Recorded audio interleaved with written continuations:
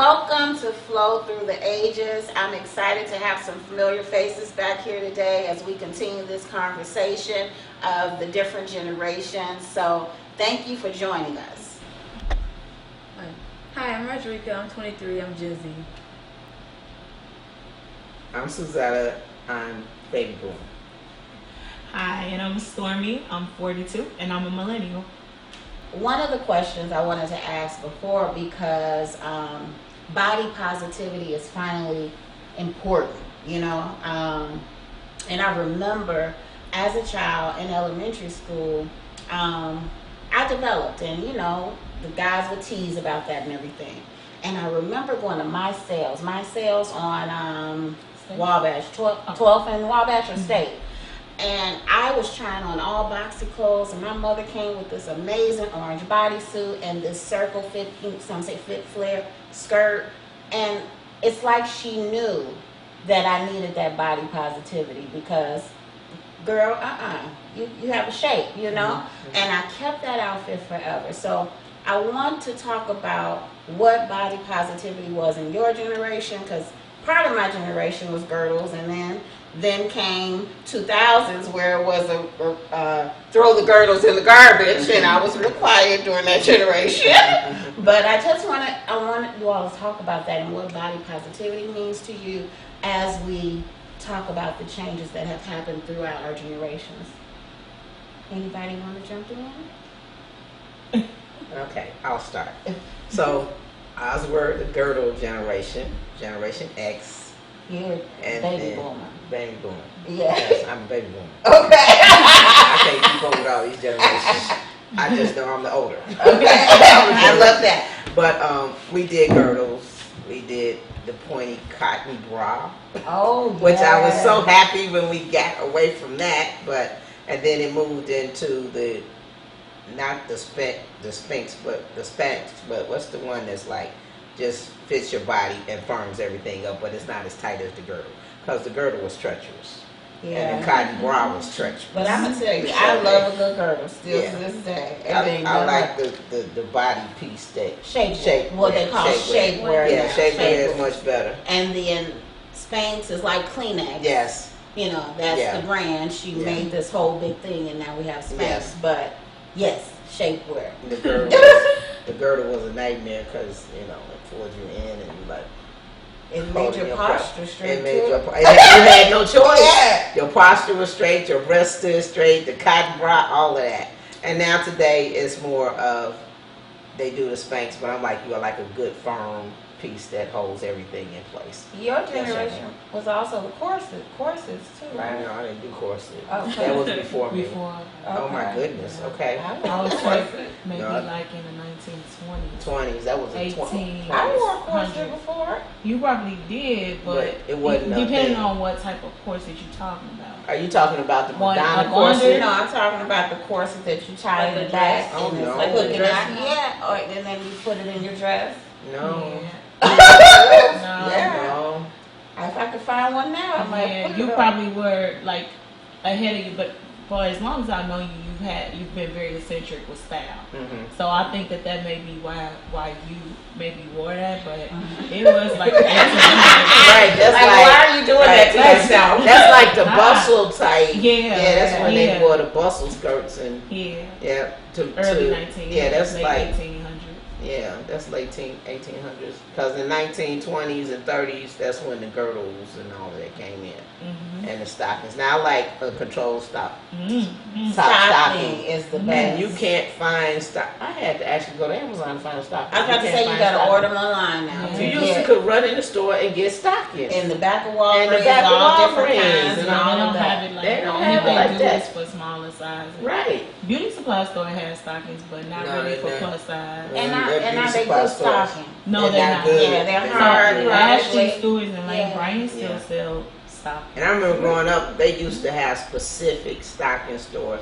Haynes had a stocking store on State Street. Yeah, my sister worked for them. Yeah. And they used to have to pull out the stocking and show the stocking and all of that. It wasn't hard. It was important. It was very important. Like a lot of people don't wear pantyhose anymore. Yes. Really? That they had a stocking store. It was a stocking store. It was retail dedicated. Yeah. Specifically, they had customers that Miss Chanee is here.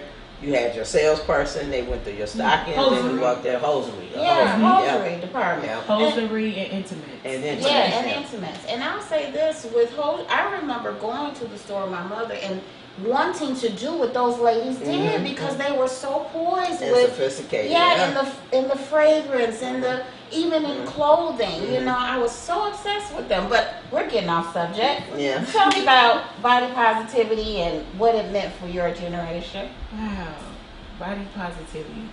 I'm trying to figure out the positive parts of it. For myself specifically, I developed at a very early age. Like I was 8 years old when I first got my boobs. And everything else was just coming except for the back part. That never came. It missed me. It's back there. Right, it's there. But I always tease my mom about this. A lot of times I feel like I incorporate my mom in these conversations. But growing up, she was body positivity for me. So I really hope she watches this episode. And I tell her this. Speaking of hosiery, one of the things that I always thought was so attractive as a lady, and it wasn't even supposed to be attractive, was the fact that when my mother walked, it was a swish swish noise. And my mom, she's pear shaped, so it's completely opposite of my body. She's got small boobs, boom, like, and so, and she would wear her stockings and get dressed for work and put on her professional work clothes. Right. She used to wear slips. And yes, I just really admired my mother getting dressed. She would curl her hair. She was really, really good hairstylist. She smelled like she took a bath in the perfume. She put her, I would watch her put her lip liner on and lipstick and stuff. Anyway, back to body positivity.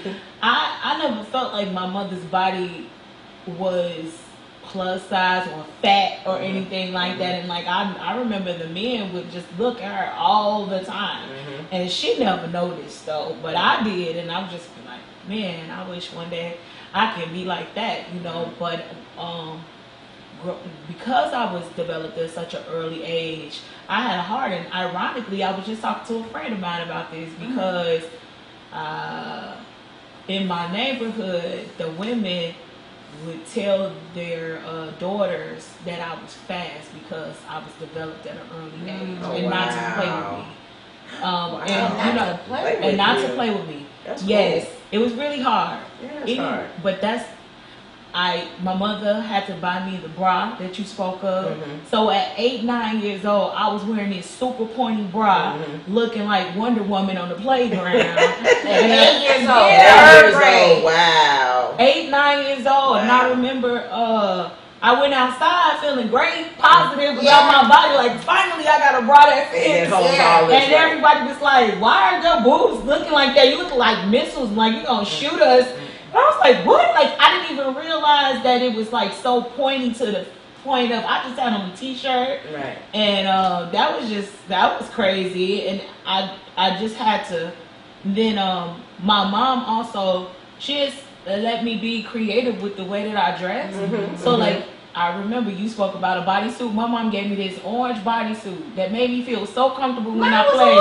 I know, it's crazy. I even wore it one year for Halloween. I was Chanee off Mark. And I put some cotton balls, a bag of cotton balls in my bodysuit to make my butt big. And that was fun. And I was in character. And I loved it. And I remember this lady, she was my neighbor. She would be like, girl, every time she saw me, she would be like, make sure you keep your body just like that. That's right. She would be like, don't let nothing happen to it. And it made me feel great. But then again, I felt like my peers and stuff never talked good about my body. But like, the lady like that saw something and she would be like, I wish my body was like that again.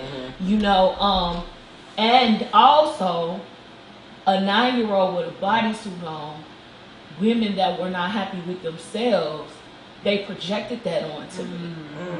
Like you fast, why you wearing that, things like that. And I'm like, my mom, she said I could play it, it's fine to me. But because I was developed, it looked different than what the girls my age look like. And I appreciate your mom for doing that, because what my mother did for me, I didn't know it was happening. Exactly. I didn't know that she was I don't even teaching think my mother's intentions really were though. I think so. I think so too, because she was a parent and she saw you. She saw what you didn't see, so she covered you. So I think that was her intention. Maybe. To make sure you were comfortable and to make sure with both of you guys, because this is my child. My mother. Yeah, this is my child, and you're not going to make her feel bad. I'm going to make her feel like the world. So when she steps out there, built your confidence. Our parents did that. It did. And also, I grew up in the 90s. So I don't know if y'all remember 90s fashions, but girls dressed like tomboys. Like, and no offense, because it's coming back. Like, so, what you have on is pretty much how we dressed on a regular basis. Leah said that. So exactly. So you couldn't really see people's figures. So when they did wear something like what I had on, well, they did wear cat suits and stuff like that too, but it was more so adults that wore that. But baggy pants and maybe some boxers, some fitted boxers up under it was in. So if I wore a cat suit, it's like, what are you doing? You know? Setting the trend. Yeah, that's what you do. Set trend.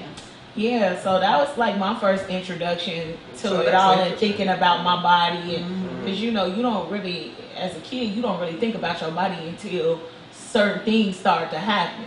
So that's interesting though. So when did the body conscious thing come in? Because in my generation, so in the 90s when y'all dressed, that's why you saw your mom dressed like she dressed, because we wore suits and dressed like that. Yeah, but the And 90s was different though, because... No, I'm just saying you saw your mom dress a certain way, and then the generation that your 90s generation was the tomboy type deal.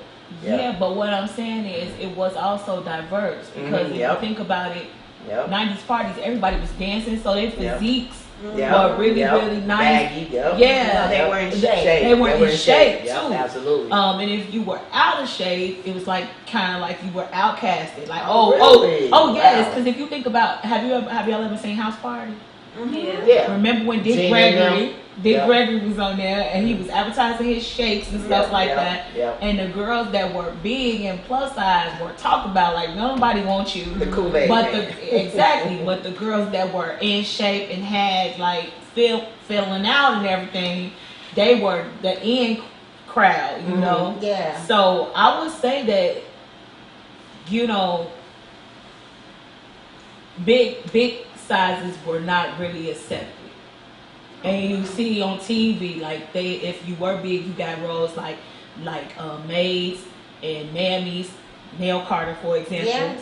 If you were bigger, that's the roles that's the type of roles you got. Even on Amen, they made that lady seem like she was really thirsty, always trying to get the deacon. Yes. Kind of like how, if you fast forward, Monique in the park. Yeah. Okay. Right? I love Monique. She has a good show now. Cardio show. Oh, okay. I didn't know that. Yeah. She started But working so out. it's kind of. She looked good then, though, because she represented the She four-figure did. woman when she was doing Apollo, and she represented well, and she took that right with her. But you know, but yeah, that's interesting, because by 90s I was born at that point, so I didn't know how that was going on. Yeah. So you shared everything you wanted to say about that? I think so. Like That's great. well, just we talking about body positivity, yo, because I was teased a lot for being a big girl. Really? So yes, a whole lot. Like, and my mom, she definitely poured into me. Told me I was beautiful. That's when I started writing poetry. And she told me to write positive things about myself. That's right. And but yeah, I was teased and picked on a lot for being. I was a what they call husky. I was a husky girl, so shopping for clothes was always kind of hard. Couldn't just go in and just get something. My mom had to. We had to find different things for me. Gold blacks and I remember having to shop at Ashley Stewart's a lot, and I was only in 8th grade. I had an 8th grade prom, and it was hard finding my dress. Wow. Because I was a big girl. In 8th grade, I was a size 16. I never been smaller the smallest I ever been in my life was a size 10, and that was in high school. I'm about to say, I don't even think because you're so shapely, you wear your size well. So when Thank you you. say like, and this can lead into numbers because a 16 in the 80s is very different than a 16 now. Yep. So I'm going to let you talk about what body positivity meant for your generation, and is that when we start hearing that word, body positivity? I would say so. Yeah. On to like your point, like growing up, my mom was a tomboy. So she didn't like being girly, she didn't like makeup, she didn't like hair. I love it. Like she didn't wear any short that was like shorter than the knee. So that's how I grew up. I grew up like very tomboyish. And I didn't start becoming girly until like on my own. So like my mom, she was like, she loved having her kids match. She would pick all our that was outfits and cute. stuff. But we weren't close in age, y'all. That was the problem. No, really. 7 years apart from my closest siblings. Yes. 7 years. 7 years, 7 years. and y'all all dressed up. Yes. That's funny. Oh, That's 7 years, funny. and then That's 9 funny. years, and we was dressing alike. Oh my goodness! How did she Yeah. find that I don't know stuff? how she found it. Right? I think about that to this Yeah. day. Right. That is hilarious. That's 15. What? 16 Yeah. years worth of. Yeah, that's Somebody have the hilarious. adult She would version. order. She would order online. Oh Yeah. wow! But we would all wear like baggy clothes. We were all like Okay. very. She herself didn't like showing her thighs. You know, like Okay. people have issues with stretch marks, cellulite. So she didn't like showing her thighs. So we didn't show our thighs. Mm-hmm. So around like high school, I started dressing myself. And in New Orleans, we wear uniforms. We don't dress down to school. So everybody wear uniform from pre-K to like 8th grade. No, pre-K to 12th grade actually. So I never had experience dressing myself until like high school came around. At that point, it was like being thick. In the early 2000s, it was skinny. Everybody wanted to be skinny. The people that had like big butts were like, compared to nowadays, you wouldn't consider that big anymore. So it was being skinny, and then it became being thick, and like more importantly, like slim thick. You didn't want to be too thick. It was like very, very strict guidelines on like what you were falling into. So everybody wanted to gain weight. That was like the big push. And I actually feel like now they're going back to being skinny. But it was a big push to like be thicker, to the point where everybody had like the plastic surgery wave. They're like everybody getting Brazilian butt lifts and tummy tucks, and it's all social media. So you like see one person do it, and like the influence is not just your peers, it's everyone. So it's like a big push to go with the times. But on the other end of it, also like more diversity. So like in the way we dress, some people don't wear bras.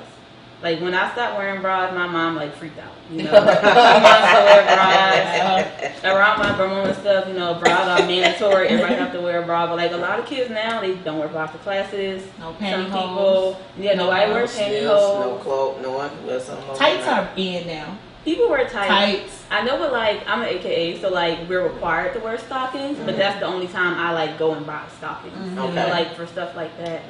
So it's like at home, the big push towards like you don't have to wear a bra anymore. You know, like that's not what being a woman is about. You don't like conform to these standards, and then at the same time, there's like social media with the slim thick and the big hips, and you want all these surgeries. You want to be an influencer. And then there's people that just, you know, they don't care. They wear what they want to wear. Like, instead of, like, everybody dressing, you know, tomboy or, like, very revealing, it's, like, a mismatch. So I can, like, wear this one day and then, like, wear short shorts the next day and, like, nobody bats an eye anymore. It's just, like, different styles can exist.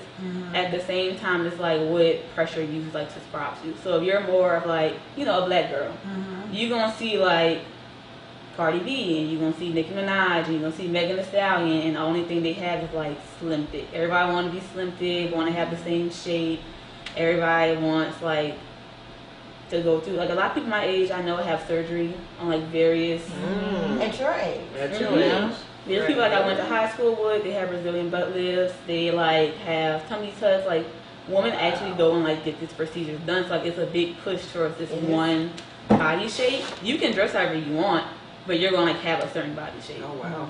And I feel like now that more women have access to like these surgeries and procedures, the rich celebrities that push it are now getting their rejections removed or like getting surgery redone. That is very true. So now like Kim Kardashian, who is known for like this real big butt, got all her implants removed. So now she's super skinny. And everybody's like, okay, now I'm being skinny back in. Well, do you remember when it wasn't a butt implant? Do you remember when she said Yes. it wasn't a butt implant? 90s. Yeah, but everybody lied back Yeah. then. Kim Kardashian. Oh, you talking about Yes. when it started? Yeah. yeah. Mhm. Wow. So She you really, did say that. she said it was her butt. But that just kind of leads us into our next point when you talk about how we have influencers and you know people are paying attention to what they're hearing from the influencers, and then you have your own identity, and somewhere in the middle it meshes together. So recently I watched The Men Who Built America. It's a series, I think it was on Hulu or the History Channel or somewhere, and it talks about Rockefeller and J.P. Morgan Chase and Edison. And it talks about these people, and I just was wondering, who do you think are the women that built America?